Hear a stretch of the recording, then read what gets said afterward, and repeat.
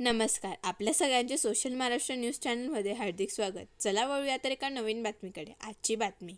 कुठल्याही प्रकारची work order झाली नसताना देखील धुळे महानगरपालिकेने दवाखाना बांधणे कामसाठी 1,35,51,520 रुपयाची प्रशासकीय मान्यता देण्यात आली आहे, असा आरोप शिवसेना उद्धव बाळासाहेब ठाकरे गटाचे नेते माजी आमदार अनिल गोटे यांनी केला आहे. शहरातील साक्री रोड परिसरात असलेल्या मोगलाई भागातील टीबी सेंटरजवळ महापालिकेच्या वतीने दवाखाना बांधण्याचे काम सुरू आहे.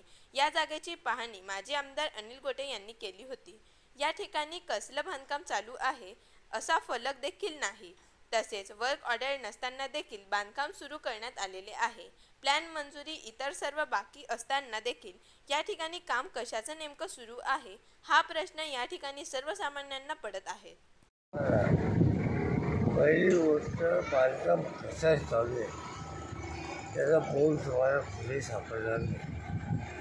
नंबर 2, या बांधकामाची वर्क ऑर्डर झालेली नाही.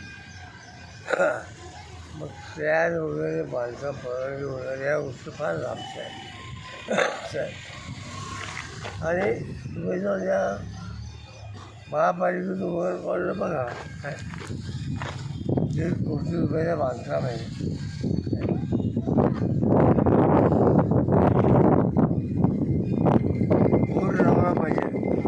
कशाचं आहे तुझ्या पुणे उद्या राहायला माझं. बातमी आवडल्यास चॅनलला लाईक व सबस्क्राईब करा व दररोज अशा नवनवीन बातम्या पाहण्यासाठी चॅनलला फॉलो करा. धन्यवाद.